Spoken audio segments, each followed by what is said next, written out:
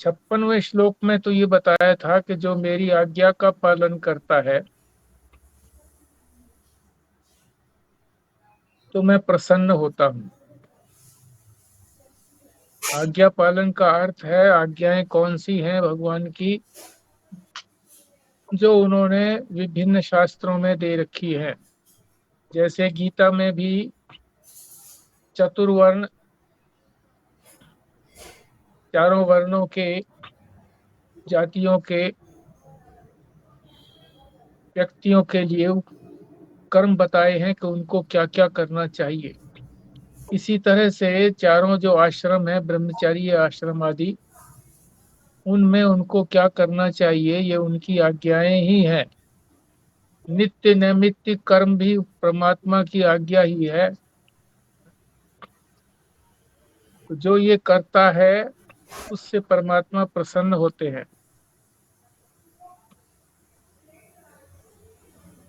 फिर वो चाहे कोई भी कर्म करे, निषिद्ध कर्म भी यदि करता है तो कोई न कोई कर्म तो उसका अच्छा होगा ही होगा। उसी अच्छे कर्म को ही वो ध्यान में लेकर के बाकी जो गलत कर्म है उनकी तरफ दृष्टि नहीं रखते। और उस कर्म में भी यदि वो फल और आसक्ति नहीं रखता है, कर्म में फल में आसक्ति ना रखे, फल में इच्छा ना रखे और कर्म में आसक्ति ना रखे, तो परमात्मा उसका उद्धार कर देते हैं। उद्धार का क्या तात्पर्य है? उसके अंतःकरण की शुद्धि कर देते हैं। और केवल अंतःकरण की शुद्धि ही नहीं,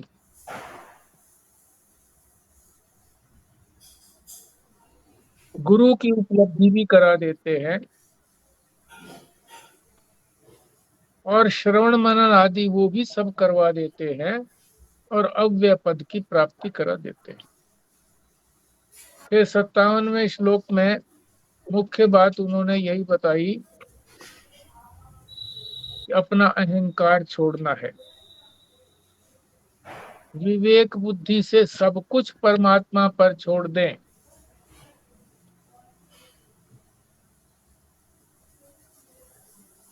और मैं मोक्ष प्राप्त करके रहूंगा, ये अभिमान भी ना रखें, इस अभिमान को भी छोड़ दें।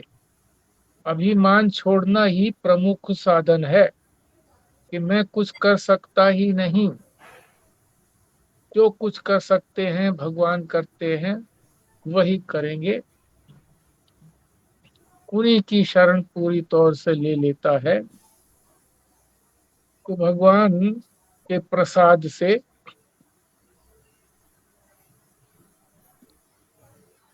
वो अपने इस शरीर को उपासना के लिए घर मानता है और विवेक बुद्धि से मन को एकाग्र कर लेता है। और प्रत्येक पदार्थ, जब भी कोई वृत्ति बनती है, अनुभव होता है, तो उसमें वो ये अनुसंधान करे कि इसमें परमात्मा का अंश कौन सा है। सर्वत्र परमात्मा ही है। परमात्मा का स्वरूप सच्चित आनंद है। तो सच्चित आनंद के सहारे ही सारे पदार्थों की प्रतीति हो रही है। इसका अनुसंधान करें। ये 57वें श्लोक में बताया था। आज 58वें में इन्हीं उपायों का, इन्हीं साधनों का क्या प्रभाव पड़ता है ये बताएंगे। पहले वाचन करते हैं 58वें श्लोक का। मच्चित्त सर्व दुर्गाणि मत प्रसादात तरिष्यसि अथ चेत तत्वम चेतत्वम अहंकारान श्रोष्यसि विनक्ष्यसि। हाँ जी, संजीव शर्मा जी। जी।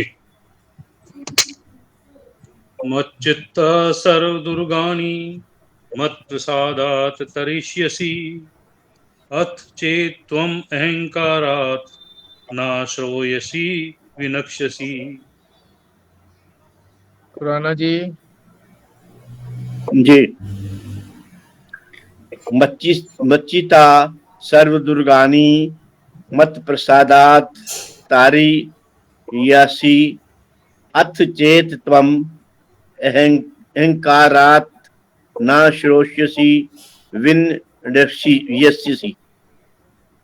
भारद्वाज साहब। जी।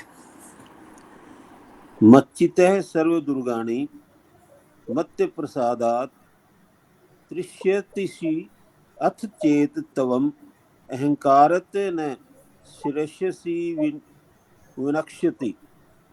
स्वस्तिका जी।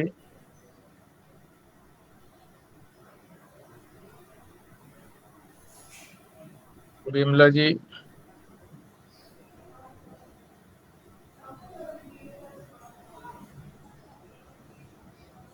ठीक है जी, अर्थ समझते हैं। मच्चित्त है, मुझ में चित्त लगाकर। मत माने मेरे में, चित्त है माने चित्त, मन लगाकर। सर्व दुर्गाणी, सारे संकटों को। मत प्रसादात, मेरी प्रसन्नता से।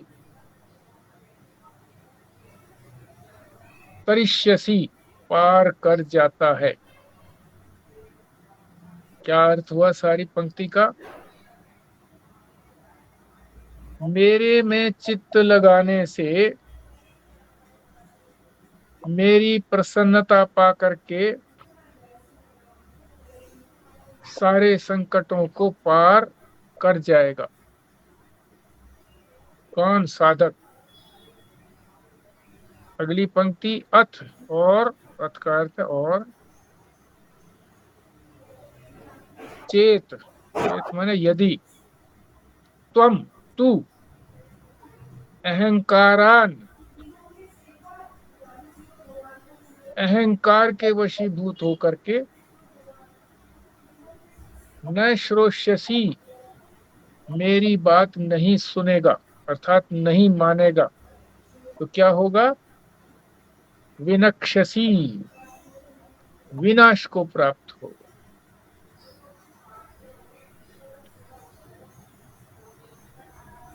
इतना बड़ा श्राप क्यों दे रहे हैं भगवान? विनश्यसी का अर्थ है कि जो पुरुषार्थ करने के लिए भगवान ने ये हमको शरीर दिया है, मानव शरीर, वो पुरुषार्थ संपन्न नहीं होगा और फिर जन्म मरण के चक्र में ही घूमता रहेगा। यही विनष्ट है, यही विनश्यति है।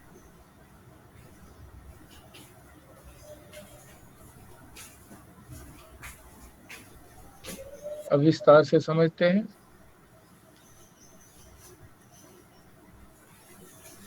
मेरे में चित्त लगा करके, यानी मन मेरे में एकाग्र करके निर्णय यही करना है कि सब कुछ सच्चिदानंद में ब्रह्म ही है, ब्रह्म के अतिरिक्त कुछ नहीं है। और ब्रह्म कैसा है? व्यापक भी है और सत, चिद और आनंद रूप भी है।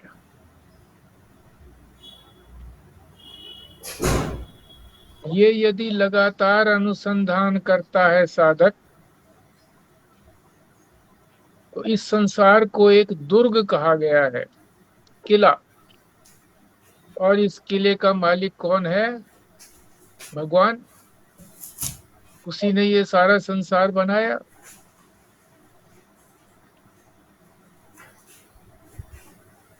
इस सारे संसार में जो कठिनाइयां आती हैं लौकिक,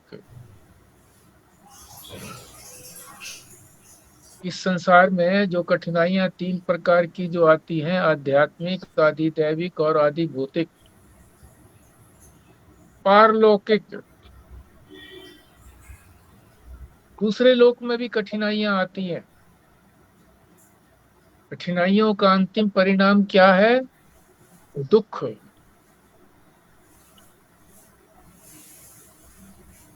और परमार्थिक, परमार्थ में भी यदि परमात्मा के मार्ग में भी आगे बढ़ता है साधक, तो उसमें भी कठिनाइयां आती हैं उसको। तो कह रहे हैं मेरी कृपा से, जब मेरे में सतत चित्त लगाएगा, तो ये सारी कठिनाइयां इस संसार की भी, परलोक की भी और परमार्थ की भी, परमात्मा में आगे बढ़ने में जो कठिनाइयां आती हैं, उन सबको साधक पार कर जाएगा, तर जाएगा।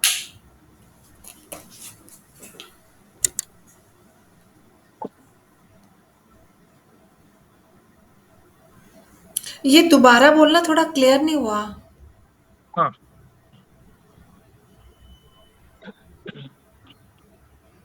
मेरे में मन लगाना, क्या तात्पर्य है मन लगाने का? कि सब कुछ सच्चिदानंद ब्रह्म ही है, उसके अतिरिक्त कुछ नहीं। ब्रह्म व्यापक भी है और वो सत भी है, हमेशा रहने वाला, चिद भी है, ज्ञान स्वरूप है, आनंद स्वरूप है। उसमें दुख का निशान भी नहीं, नाम भी नहीं। तो ये जो सारा संसार के अंदर कठिनाइयां आती हैं, आदि भौतिक, आदि दैविक और आध्यात्मिक, इनको भी पार कर जाएगा। और परमार्थ में भी जो कठिनाइयां आती हैं, परमार्थ मार्ग में भी आगे बढ़ने के लिए कठिनाइयां आती है ना। क्या कठिनाइयां आती हैं? कि हमारे इतने पुण्य कर्म नहीं होते, पुण्य कर्म करने होते हैं। फिर विवेक, वैराग्य, षट संपत्ति आदि और मुमुक्षा, ये 4 बाह्य साधन, इनके करने में भी बड़ी कठिनाई आती है। विवेक बुद्धि कुछ कहती है और मन कुछ कहता है। विवेक बुद्धि से होता है। तो इन सारी कठिनाइयों को, विवेक की कठिनाई, वैराग्य, संसार को सच्चा नहीं मानना, जब ये सच्चा नहीं लगेगा तभी तो इससे वैराग्य होगा। अभी तो ये सच्चा लगता है, आकर्षक लगता है, इसीलिए इसमें ही रमे हुए हैं। इन कठिनाइयों को भी, षट संपत्ति, जो 6 प्रकार की संपत्तियां हैं, इनका संग्रह करने में भी कठिनाई आती है। और केवल एकमात्र मुझे तो मोक्ष ही चाहिए, मुक्ति ही चाहिए, ये भी नहीं बन पाती है। तो इन कठिनाइयों को भी दूर कर जाएगा, पार कर लेगा मेरी प्रसन्नता से, क्योंकि तू मेरे अनुसंधान में लगा हुआ है कि परमात्मा को ही मैंने जानना है। मन में ये शंका होती है कि परमात्मा ने ये संसार जो है बनाया ही क्यों? जब मैं इसको पार करने में कठिनाई होती है, फंस जाता हूं, तो बनाते ही ना इसमें, ना फंसता नहीं। तो भगवान कह रहे हैं कि तेरे कल्याण के लिए ही बनाया, ताकि ये तू जान सके कि ये संसार कितना अनंत है और इसके बनाने वाला तो और भी अनंत होगा। अपनी अनंतता को प्रकट करने के लिए ये संसार बनाया। अब अनंतता कैसे है परमात्मा की? परमात्मा ने 2 चीजें एक जैसी नहीं बनाई। हजारों वर्षों से ये जन्म हो रहे हैं, सृष्टि की उत्पत्ति हो रही है, परंतु दो चीजें एक जैसी नहीं है। कैसे पता लगे हमको ये एक जैसी नहीं है? अनेक वर्षों से कोर्ट आदि के अंदर जो प्रमाणिक पत्र बनाए जाते हैं, रजिस्ट्रियां इत्यादि, उसमें जब अंगूठे की छाप ली जाती है, आज तक किन्हीं दो व्यक्तियों के अंगूठों का निशान एक जैसा नहीं मिला, सब भिन्न भिन्न है। और अंगों का तो कहना ही क्या है फिर। इसी बात को और दृढ़ करने के लिए कि परमात्मा जो सृष्टि बनाए जा रहा है, अनंत सृष्टियां बन गई हैं, फिर भी वो एक जैसी नहीं है। महाराज जी ने अपना अनुभव बताया है कि एक बार अहमदाबाद में जाना हुआ किसी कपड़े की फैक्ट्री में, तो कपड़े वाली फैक्ट्री के मालिक ने परिचय कराया कि ये हमारा डिजाइनर है, कपड़ों का डिजाइन बनाता है। सबसे अधिक वेतन उसी को मिलता था, और 10-5 या 10-20-50 डिजाइन बना दिए, 100 डिजाइन बना दिए, उसके बाद फिर डिजाइन बदलना पड़ता था।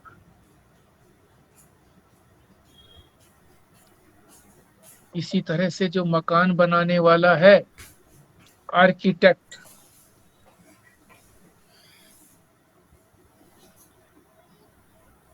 वो भी बहुत पैसे लेता है, जबकि जो उसका निर्माण करते हैं मिस्त्री और मजदूर, उनको उसकी अपेक्षा बहुत कम वेतन मिलता है। और परमेश्वर ने इतने डिजाइन बनाए हैं कि दो डिजाइन एक जैसे नहीं है। तो इससे स्पष्टता में पता लगता है कि परमात्मा की जो कृति है अनंत है, भिन्न भिन्न है, एक समान नहीं है।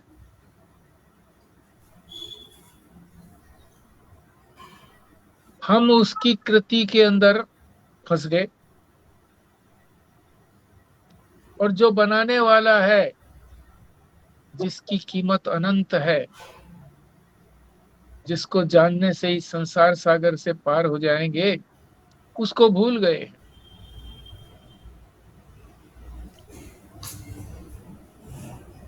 दुर्ग की, इस संसार रूपी दुर्ग की एक एक चीज में फंस गए, रूप में फंस गए, शब्द में फंस गए,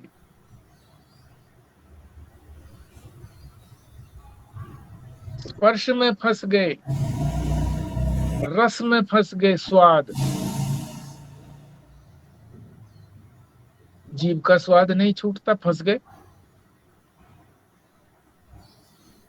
एक जगह पे कहा है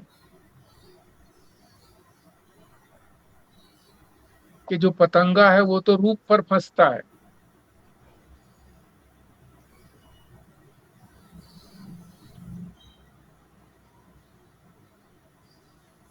हिरन जो है वो गंध पर फंसता है, ये हाथी गंध पर फंसता है, हथनी की जहां गंध आती है वहीं दौड़ा चला जाता है।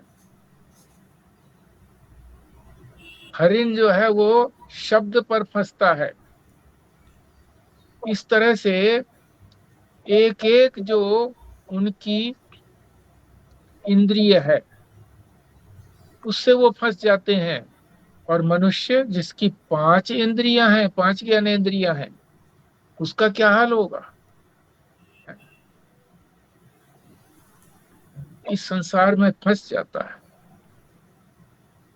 और दुख सुख दोनों भोगता है। परलोक में भी दोनों तरह के सुख और दुख होते हैं।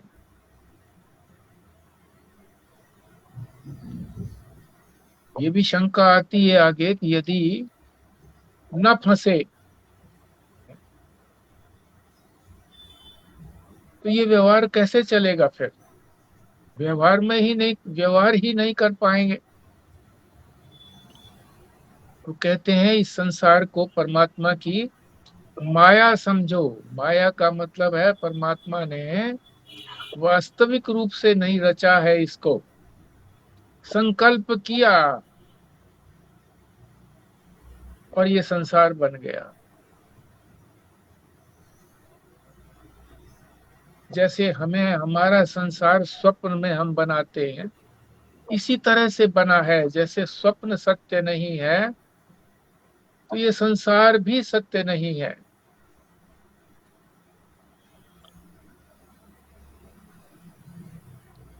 तो कह रहे हैं यदि परमात्मा के साक्षी रूप को,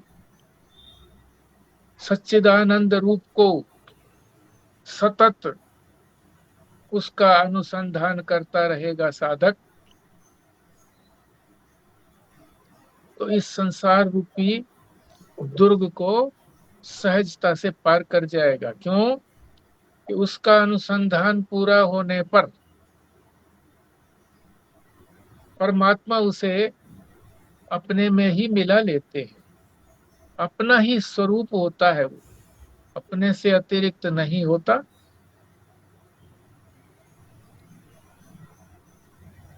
तो जो उनका स्वरूप है वो शाश्वत है, हमेशा रहने वाला है, अव्यय है, उसमें कोई विकार नहीं होता, समाप्त भी नहीं होता।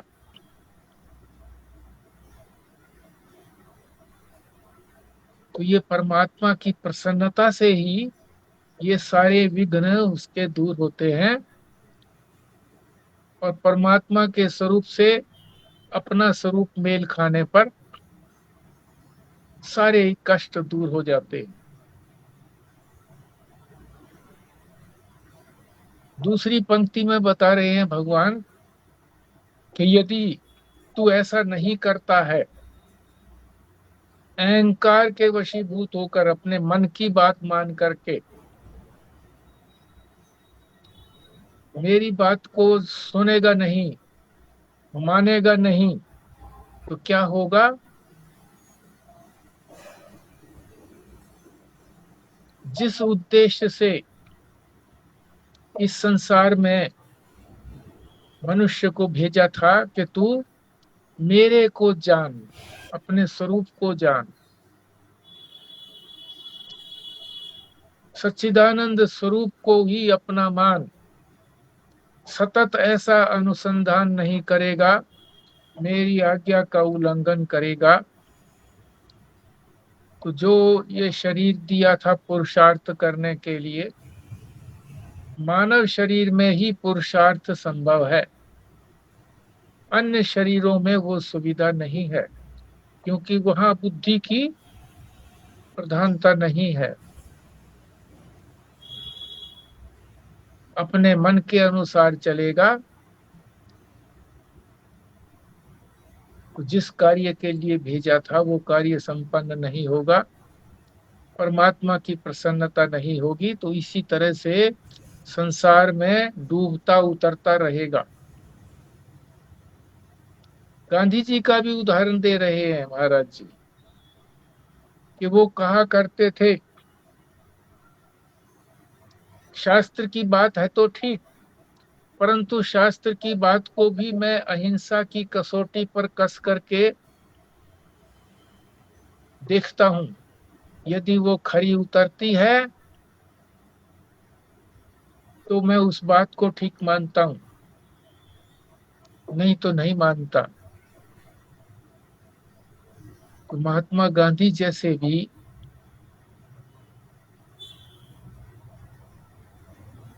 अहंकार की बात करने लगे कि शास्त्र की बात, और उसको भी कस करके देखना कि ठीक है या नहीं है, वो तो प्रमाण है। यही तो अहंकार है। और ये अहंकार रखेगा, अपने पथ से भ्रष्ट हो जाएगा।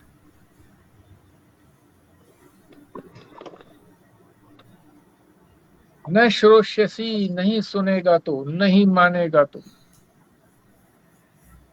न इस संसार में उन्नति होगी और न परमार्थ में उन्नति होगी।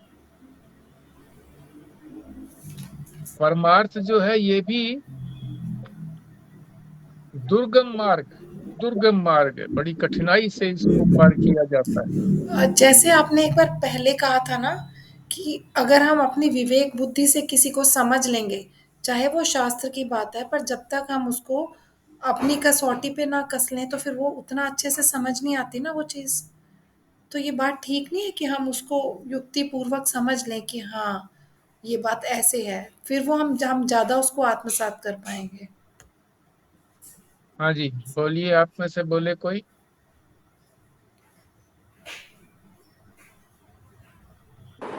ये समझने के लिए करते हैं, जो उसको अपनाने के लिए, ना को उसको जुटलाने के लिए करते हैं, वो जो भी अनुसंधान करते हैं। Very good.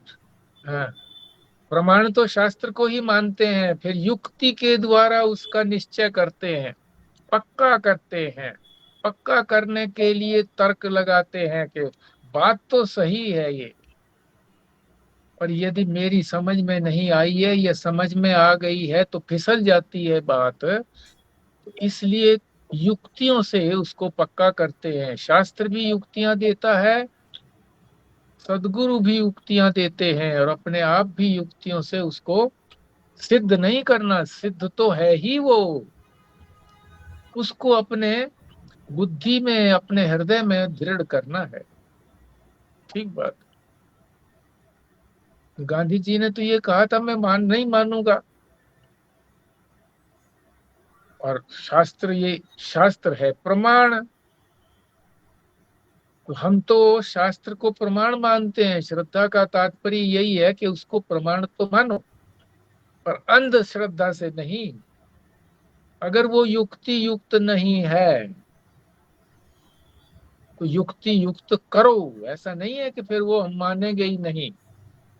युक्ति युक्त है, बिना युक्ति के शास्त्र भी नहीं कहता। शास्त्र कोई ऐसी बात नहीं कहता कि आग ठंडी होती है, कभी नहीं कहेगा।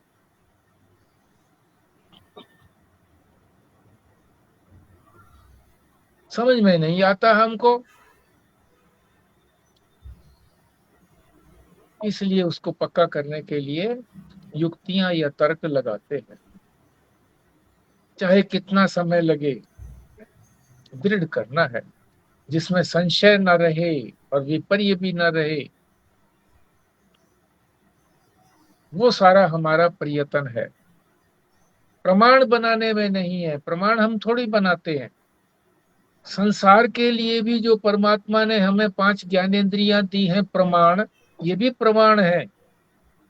आंख से जिस चीज को रूप देख लिया, आकार देख लिया, उसको कोई झुठला नहीं सकता। तो ये आंख हमने नहीं बनाई। शब्द, जो भी शब्द, कान जो भी सुनता है, ध्वनि जिस प्रकार की ध्वनि सुनता है,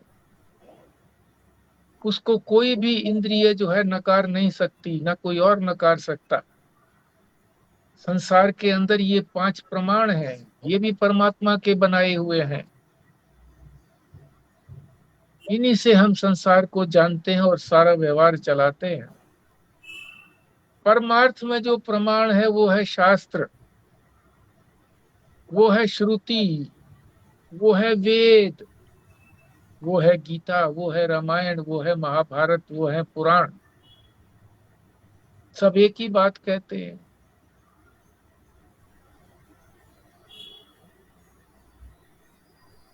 तो भगवान कह रहे हैं, यदि मेरी बात नहीं मानेगा तो जिस उद्देश्य को लेकर के, तुम्हारे कल्याण की सोच करके कि तुमको मेरी अनंतता का पता लगे, दुखों की आत्यंतिक निवृत्ति और परमानंद की प्राप्ति हो।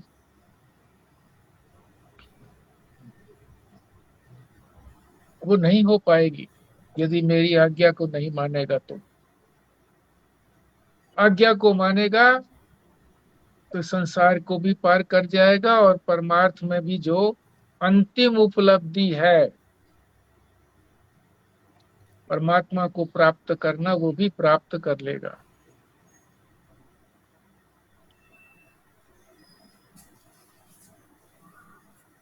तो अर्जुन को ये बात कही है भगवान ने, तो ये डर दिखा करके, डर दिखाने का तात्पर्य ये होता है कि इधर जाओगे तो तुम्हारा कल्याण नहीं है, संसार की तरफ ही रहोगे। तो कल्याण करने के लिए ही उन्होंने पहले संसार में उसको कहा कि जब तक तू अपने आप को क्षत्रिय मानता है तो क्षात्र धर्म का पालन करो, और जब ये क्षत्रियता सांसारिक बुद्धि तुम्हारी निवृत्त हो जाती है तो फिर अपने स्वरूप के लिए करोगे, उसी के लिए सारा प्रयत्न रहेगा। तो ये भगवान का डराना जो है उसके कल्याण के लिए ही है। ठीक है जी।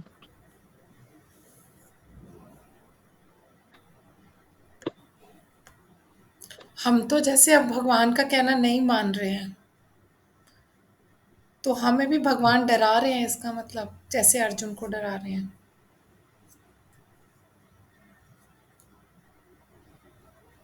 डरते अगर हम डर जाते हैं तो भगवान का कहना मानेंगे कि हमारा कल्याण ही तो होगा। डरते ही तो नहीं है हम ये समझते हैं कि भी ठीक है, शास्त्र में लिखी बात है, ये दुनिया नहीं मान रही है, हम भी नहीं मानेंगे तो उनका क्या बाल बांका हो गया। हाँ, ये आपने बिल्कुल। ये ठीक बोला कि हम एक्चुअली, ये परेशानी की बात ये है कि हम सोचते हैं कि बाकी लोग तो इतना भी नहीं मान रहे, हम तो फिर भी थोड़ा बहुत मान रहे हैं, उनका ही कुछ नहीं हो रहा तो हमारा क्या होगा। ये परेशानी की बात है। दूसरों को देख करके हम सांत्वना कर लेते हैं। लेकिन माया तो साधना में विघ्न डालती है जी। है माया भी साथ। माँ साधना में तो विघ्न डालती है, अपने लक्ष्य की तरफ हाँ बढ़ने नहीं देती। वो गोविंदानंद जी सुना रहे थे अपने प्रवचन में हाँ कि जी। कोई इस रास्ते में बढ़ता है, पहले वो आता है इसमें किसी संत के पास आता है, तो वहां उसको अपने रिलेशन या आने शुरू हो जाते हैं, भी माया का कारण है, वो विघ्न डालती है वापिस चला जाए। फिर उसको बीमार करती है, वो बीमार होता है चाहे इससे ही चला जाए वापिस। फिर वो साधना करने लगता है तो भूख प्यास आती है, इससे ही चला जाए। जो भी इनको पार कर जाता है विघ्नों को, तो फिर उसको कोई माया उसको कोई वो दे देती है स्पेशलाइजेशन के, क्या बोलते हैं उसको, कि फिर वो उसमें उसकी तरफ उसका ध्यान बढ़ जाता है, फिर उस सबको आशीर्वाद देना शुरू कर देता है, फिर माया आनी शुरू हो जाती है उसके पास, उसी में उलझ के रह जाता है। मतलब आगे जाने में माया बड़ा विघ्न डालती है, कहना मतलब ये था उनका। हाँ नहीं, ठीक बात है। माया कहिए उसको या अज्ञान कहिए, हमारा अज्ञान ही जो है ना वो ही विघ्न डालता है। और अज्ञान का जो कार्य है ना, ये अज्ञान का कार्य हमारी बुद्धि, मन, इंद्रियां, ये सारे अज्ञान से ही तो बने हुए हैं। यही तो बाधा डालते हैं, शरीर। हाँ जी। वो कह रहे थे कि सिद्धि, हाँ सिद्धि दे देता, मुझे वर्ड याद है, सिद्धि मिल जाती है उसको कोई ये करते करते, वो सिद्धि हाँ में फिर वो फंस जाता है। जो सिद्धि पार कर जाता है, ये स्टेज पार कर जाता है, फिर वो अपने सही रास्ते पे चलना शुरू हो जाता है, फिर माया हाँ, से निकल जाता है वो। बिल्कुल ठीक बात है।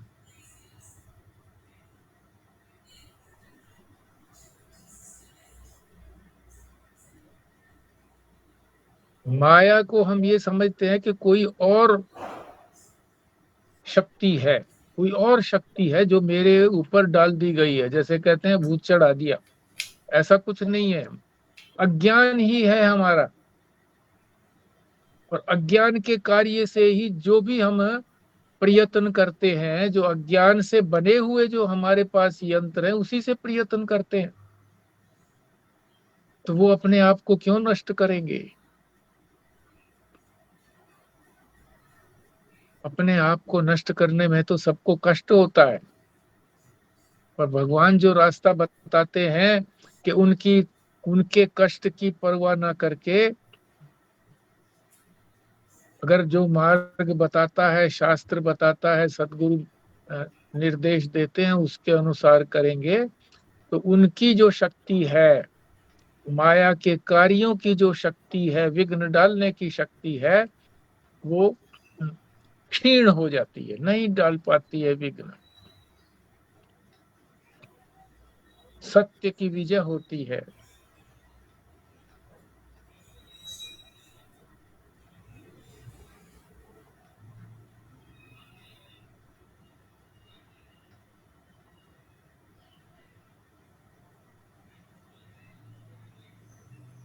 हम कभी विश्लेषण करते ही नहीं अपना, कि जो हमारी ज्ञानेंद्रियां हैं, सारी पांचों ज्ञानेंद्रियां, उसमें हम कैसे कैसे फंसे हुए हैं।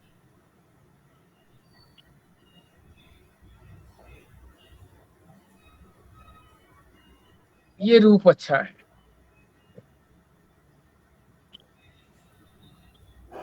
इससे सुख मिलता है। सुख किसको मिला? मन को मिला। अज्ञान के कार्य को मिला, आत्मा को तो मिला नहीं। अगर कल्पना से भी हम अपने आप को ये मान लें कि मैं आत्मा हूं,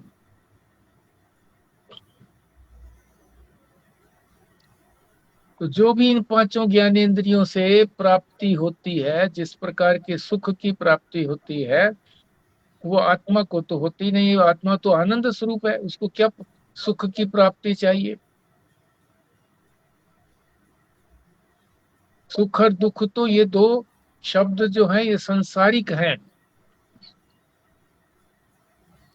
आनंद जो है ये पारमार्थिक है।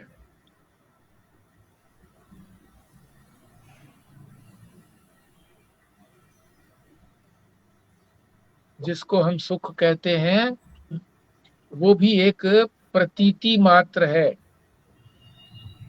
दुख कहते हैं, वो भी एक प्रतीति मात्र है। किसका अनुभव है? मन का अनुभव है। मन में हूं नहीं इत्यादि। हम इसी प्रकार से यदि अपने ज्ञानेंद्रियों के अनुभवों को का अनुसंधान करें, तो पता लगेगा, काल्पनिक रूप से भी अगर अपने आप को आत्मा मान करके, कि आत्मा को कुछ नहीं पहुंचता है, आत्मा कहीं चिपकती नहीं है, आत्मा में कोई क्रिया नहीं है। कोई काम करके हम बड़ा खुश होते हैं, ये काम मैंने कर लिया जी, तो खुश हो गए। तो आत्मा तो करती नहीं है। खुशी हो रही है, मन को हो रही, दुख हो रहा है तो मन को हो रहा है, नहीं कर पाया दुखी होता है। तो मेरा मेरा इससे कोई ताल्लुक ही नहीं है।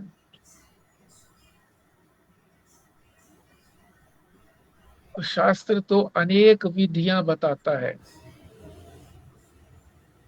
ये विधि भी है कि जानो, जानने वाला और एक जानी गई चीज। ये दुख सुख का ज्ञान किसको होता है? मैं को होता है। तो मैं जो है इनसे परे है, दुख सुख आदि से।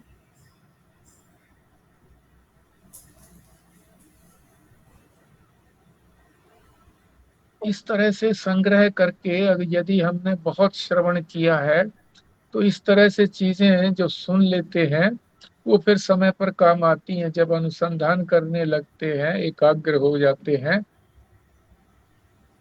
तो फिर अनुसंधान का क्रम चलता रहता है।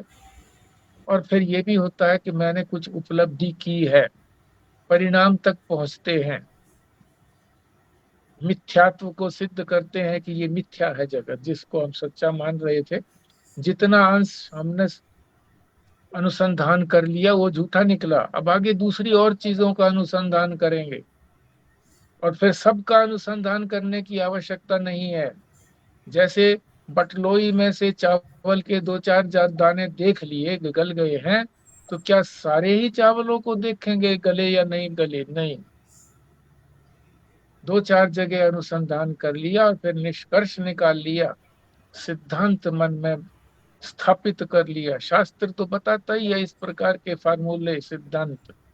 उन्हीं सिद्धांतों को हमने फिर पकड़ लिया। अभी वो सिद्धांत पुस्तक में पड़े रहते हैं, उन पुस्तकों को अपने हृदय में स्थापित करना है। उन अनुसंधान किए हुए ऋषियों के अनुसंधान किए हुए, उनके जाने हुए, निष्कर्ष निकाले हुए सिद्धांतों को हम अपने अंदर आहूत कर लेते। हाँ जी।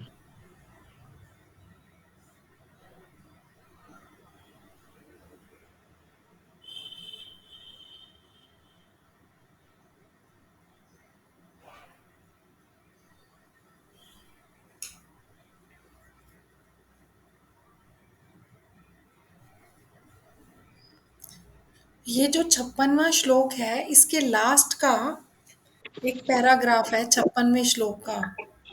इसके अंदर कुछ बातें बोली हैं जो समझ नहीं आई। हम्म, एक पॉइंट तो इसमें ये वाला है कि अतः भगवान का तात्पर्य है कि मेरी प्रसन्नता केवल अंतःकरण की शुद्धि नहीं देती, अंतःकरण की शुद्धि के साथ गुरु की उपलब्धि, श्रवण मनन आदि सब करा देती है और अव्यय पद को प्राप्त करा देती है। हम्म, तो ये नहीं समझ आया, मेरी प्रसन्नता केवल अंतःकरण की शुद्धि नहीं देती, हम्म। कैसे? मतलब ये तुम्हारा तात्पर्य इसका अर्थ ये लगा रहे हो कि अंतःकरण की शुद्धि नहीं देती, ये कह रहे हो? हाँ, यही लगा रहे हैं। केवल जो लगा दिया ना, अकेला यही नहीं करती है, अंतःकरण की शुद्धि कर दे, बात खत्म। अच्छा। हाँ, केवल शब्द लगा हुआ है, मेरी प्रसन्नता केवल अंतःकरण की शुद्धि ही नहीं देती। ये अगर और शब्द बीच में लिखा होता ना, ही, तो और ज्यादा स्पष्ट होता। वो ही नहीं लिखा है इसमें। अंतःकरण की शुद्धि ही नहीं देती, बल्कि गुरु की उपलब्धि भी कराती है। यानी सब कुछ कराने वाले तो वही हैं। श्रवण मनन भी की सुविधा भी वही देते हैं। श्रवण मनन नहीं होता, कई बार सुन नहीं पाते हैं जी, क्या करें, बड़ी मजबूरी है जी, फंसे पड़े हैं जी संसार। तो ऐसी कोई परिस्थिति बना देता है कि वो सुनने के योग्य हो जाता है, सुनने लगता है, नित्य प्रति सुनने लगता है, और फिर मनन भी करने लगता है। एक और आदि। फिर हाँ जी, हाँ हाँ, जी। हाँ, एक एक तो शब्द होता है आदि। आदि का मतलब हाँ, बहुत पुराना। नहीं, आदि का मतलब जिसकी शुरुआत है, जिसकी उत्पत्ति है, जिसका जन्म है। अच्छा, ओके। अनादि फिर जिसका जिसकी उत्पत्ति नहीं है। हाँ, हाँ, उत्पत्ति नहीं है यानी जिसका कारण नहीं है। उत्पत्ति तो कारण से होती है ना, कारण होगा तभी कोई चीज कार्य रूप में उत्पन्न होगी। कारण से कार्य की उत्पत्ति होती है, कारण बड़ा होता है। सभी जगह लगा लो, बीमारी कोई होती है तो उसका कारण होता है। बुखार चढ़ा तो बुखार तो कार्य है। अब वो बुखार किस वजह से चढ़ा, वो कारण है बीच में। तो वो कारण बड़ा है, कारण को दूर करना है। तो जिसका कोई कारण ही नहीं है,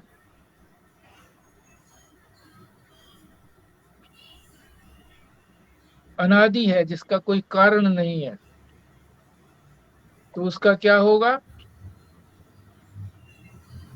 दोबारा से उत्पन्न नहीं होगा। एक बार जिसकी निवृत्ति हो गई तो दोबारा नहीं उत्पत्ति होगी। उत्पत्ति तो उसी की हो सकती है यदि कारण बना रहे।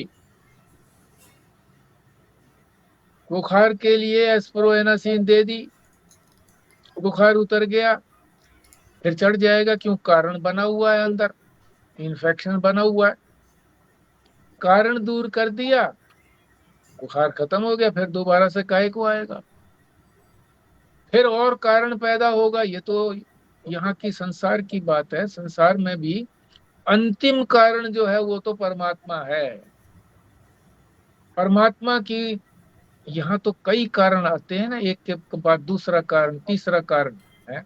अंतिम कारण परमात्मा है। उसका कोई कारण नहीं है। वो सबका कारण है, उससे सब उत्पन्न हुए हैं, पर उसका कोई कारण नहीं है। जब उसकी उपलब्धि हो गई तो फिर कार्य उत्पन्न होगा भी नहीं। अपनी स्वेच्छा से हम कोई उत्पन्न करना चाहें तो करें, ये उत्पत्ति भी माइक है। आप कहोगे जी फिर ये इसमें से ये संसार कैसे निकल गया? जब वो अंतिम कारण है परमात्मा, तो इसमें से संसार कैसे निकल गया?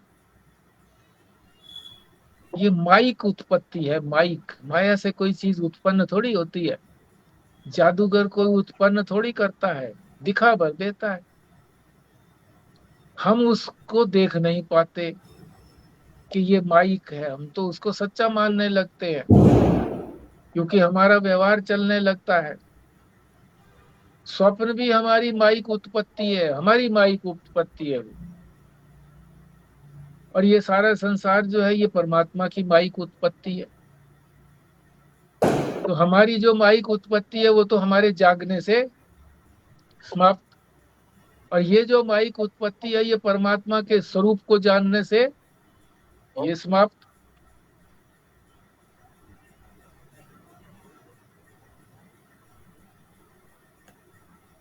यहाँ पे लिखा है कि अज्ञान अनादि है, हम्म पर अज्ञान का कारण भी तो ईश्वर ही होगा। चाहे ज्ञान हो या अज्ञान हो, दोनों का कारण ईश्वर नहीं होगा? सबका ही कारण ईश्वर है लास्ट में।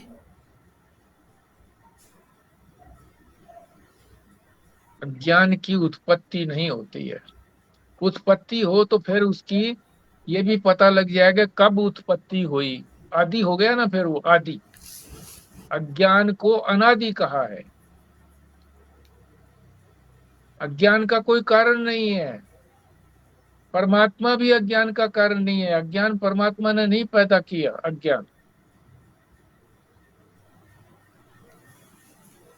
एक जगह पे बताया गया है कि अज्ञान का आश्रय जो स्थल जो है ना वो ज्ञान ही है। हाँ, ये तो ठीक बात है। तो फिर आश्रय भी है, तो फिर आश्रय भी और विषय भी। आश्रय और विषय दोनों हैं। आश्रय का मतलब ये है कि शरण भी वहीं लेता है। शरण और कहाँ जाएगा? परमात्मा के अतिरिक्त और कोई स्थान है ही नहीं, तो वहीं जाकर के शरण लेगा। तो जब आश्रय स्थल वही है, हाँ, तो फिर मैं क्या कहना चाहती, अगर आश्रय स्थल है, उत्पत्ति। हाँ, तो फिर हाँ, तो इसका मतलब मतलब कहीं पे वो आके रुक रहा है ना, कहीं से निकला है वो। नहीं रुक रहा है, उसमें लीन तो नहीं हो रहा ना। उसमें लीन थोड़ा ही हो रहा है अज्ञान। उसमें आकर के शरण ली है उसने।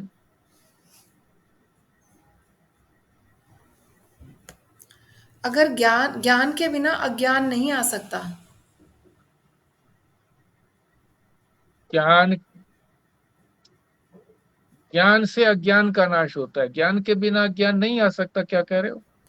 हाँ, मतलब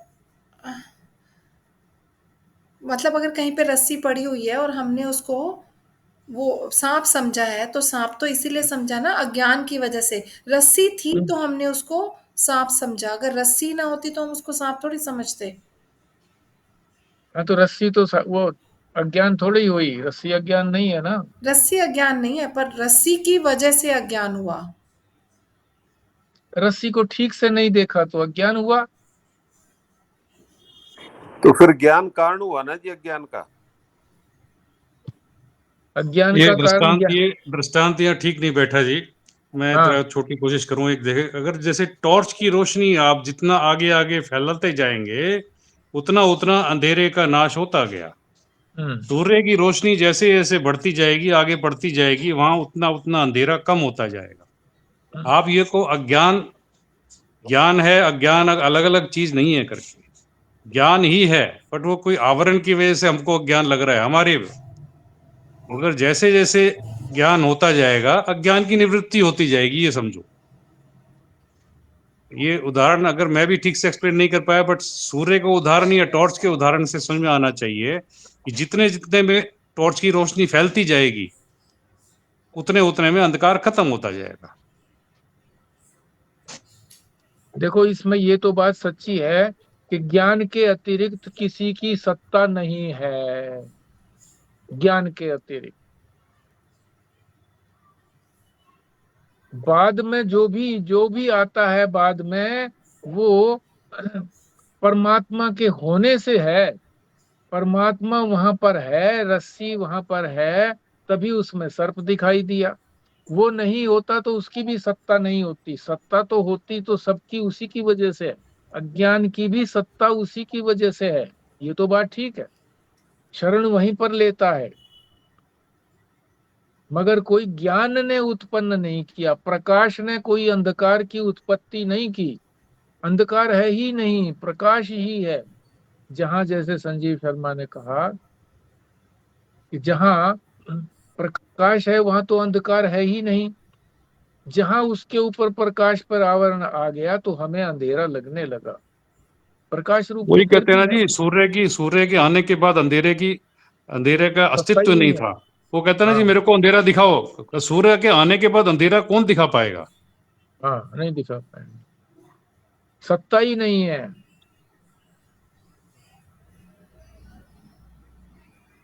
तो ये यही माया बात है, का। हमारे को हमें हमें ज्ञान होने के बाद अज्ञान तो बता ही नहीं सकता जी। अब जो बुद्ध पुरुष हैं जिनको ज्ञान हो गया, वो दूसरे को भी अज्ञानी नहीं समझ सकते।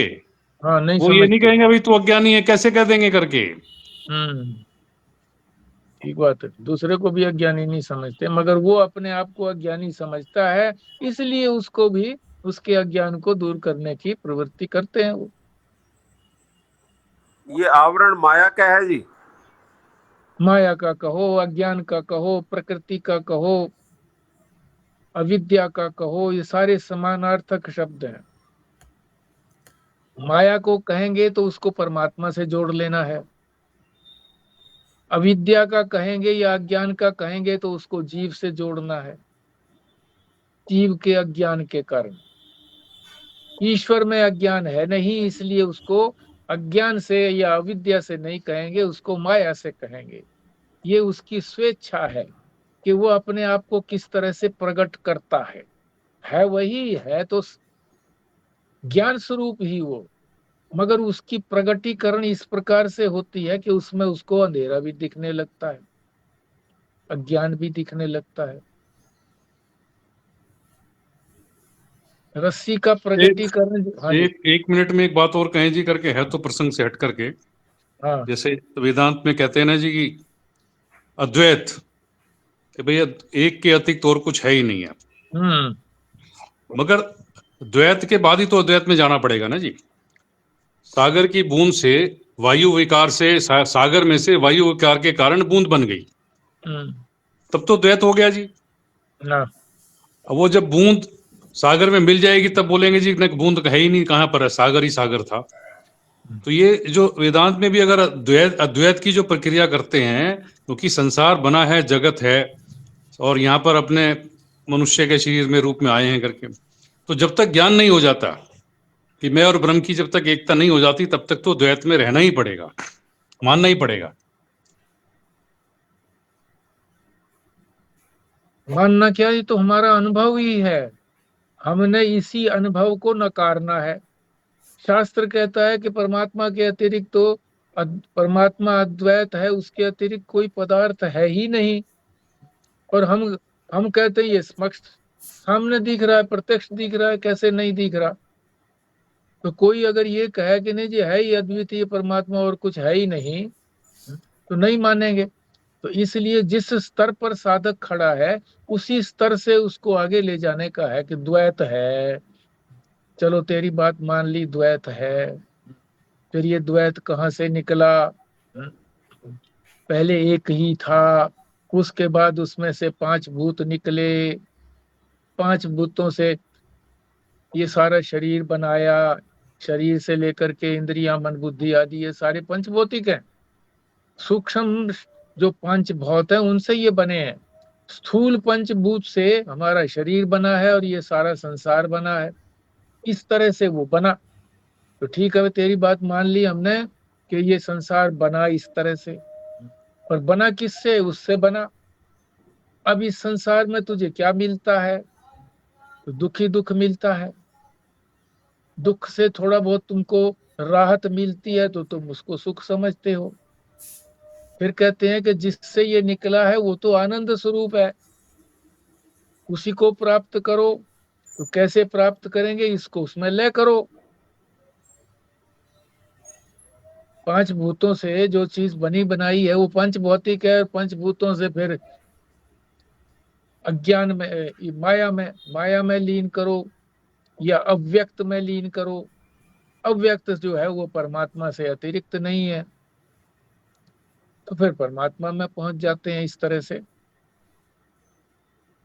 पहले उसके ऊपर अध्यारोप करते हैं, फिर अपवाद करते हैं। किसी चीज को ठीक से समझाने के लिए ये विधि वेदांत के अंदर है। दो विधियां हैं वेदांत के अंदर, उनको अच्छी तरह से याद करके रखो। अध्यारोप और अपवाद। पहले उसके ऊपर आरोप करो।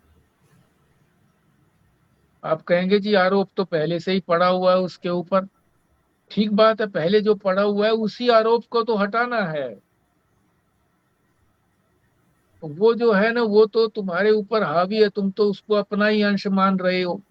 और जिस अंश को शास्त्र कहता है कि इसको तुम अपनाओ, तो अपनाएंगे, उससे वो भी निवृत्त हो जाएगा। जो पहला तुम्हारे पास चिपका पड़ा था वो भी हट जाएगा साबुन से। वो भी हट जाएगा, साबुन भी हट जाएगी, तो स्वच्छ निर्मल हो जाएगा। तो एक विधि है अध्यारोप और फिर उसको अपवाद। पहले उसके ऊपर आरोप करो और फिर उसको निवृत्त करो। हर जगह संसार में भी यही फार्मूला लगाते हैं कि दो इक्वेशन को बराबर करते हैं तो शुरू में बराबर होती नहीं है। फिर उसमें कुछ जोड़ देते हैं, उसमें भी कुछ जोड़ देते हैं, और फिर वो दोनों बराबर हो जाते हैं। हैं? उनकी समानता को निकाल करके बराबर हो गया। एक तो ये विधि है अध्यारोप और अपवाद। दूसरी विधि है ये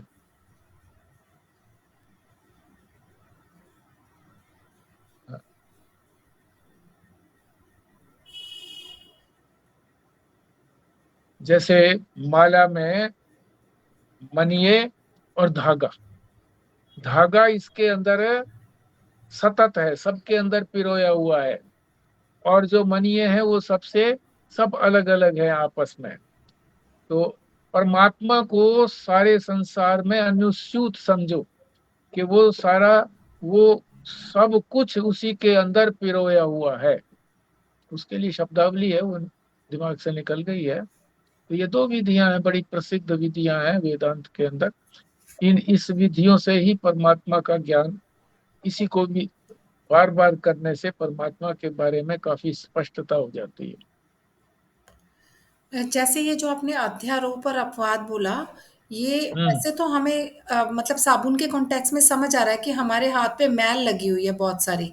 हम अपने आप हम्म। नहीं हटेगी क्योंकि वो हमारी बॉडी का पार्ट बन गई है। तो हम उसके ऊपर हम्म। साबुन लगाएँगे, वो अध्यारोप हो गया।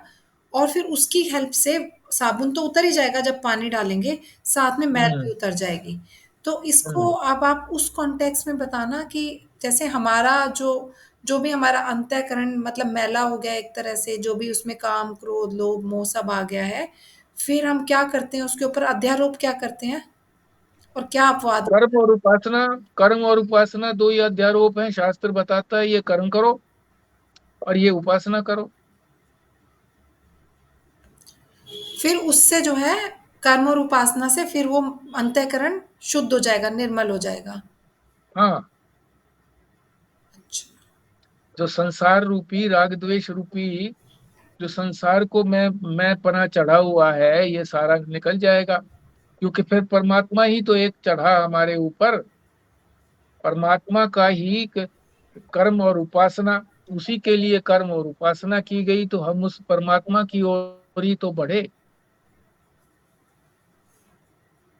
और फिर शास्त्र फिर आगे भी कहता है कि ठीक है, कर्म और उपासना भी अनंत समय तक नहीं करनी है। जो इसका परिणाम आना था, जिज्ञासा, स्वरूप को जानने की इच्छा, वो अगर आ गई है तो फिर उसके लिए श्रवण मनन करो।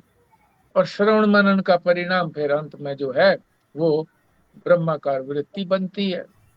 और ब्रह्माकार जब वृत्ति बन गई तो फिर उसमें महावाक्य का श्रवण करते ही ज्ञान हो जाता है।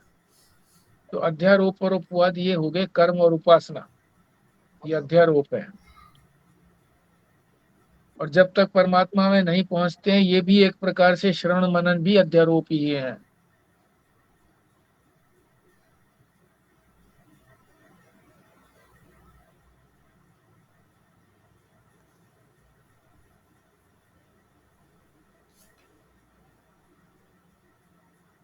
तो ठीक है जी, आज यहीं विश्राम करते हैं। और कल के लिए जो भैया दूज बताते हैं, तो सभी लोग, पुरुष भी जो हैं वो भी व्यस्त रहेंगे उनके लाने ले जाने में, दोनों तरफ से वही होगा। तो कल का अवकाश रखते हैं स्वाध्याय का, और इसमें लिंक में डाल भी देंगे। जो एक दो नहीं पहुंचे हैं, एक तो वो पराशर नहीं पहुंची है, एक वो भल्ला जी नहीं पहुंची है, तो उनको भी पता लग जाए। एक हेम जो है, वो हेम भी नहीं जुड़ा है अब आज, तो उसको भी पता लग जाए। हेम को फिर ग्रुप में ऐड कर लें क्या? वो नहीं है। अभी अभी नहीं, अभी आप नहीं, उसको अभी ग्रुप और में तो। ऐड, उसको आप अलग से मैसेज कर देना। अच्छा, हाँ ठीक है। हाँ, आज वो आया था, आज कह रहा था कि मैं तो कई देर तक लगा रहा, फिर मैंने सोचा कि ये त्योहार है, कुछ दिन की बात है, जिस दिन छुट्टी रखी थी दीपावली के दिन। अच्छा। तो मैं ढूंढता रहा, फिर मैंने अंदाजा लगा लिया कि भाई वो, मैं कहा भाई सबको घोषणा कर दी थी उस वक्त, सारे उपस्थित थे, हमने समझा भाई ठीक है सब उपस्थित हैं।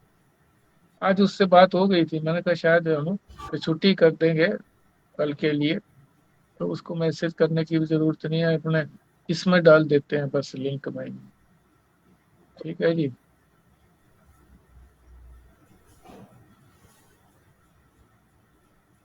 हाँ जी, संजीव शर्मा जी करिए फिर पूर्णाहुति।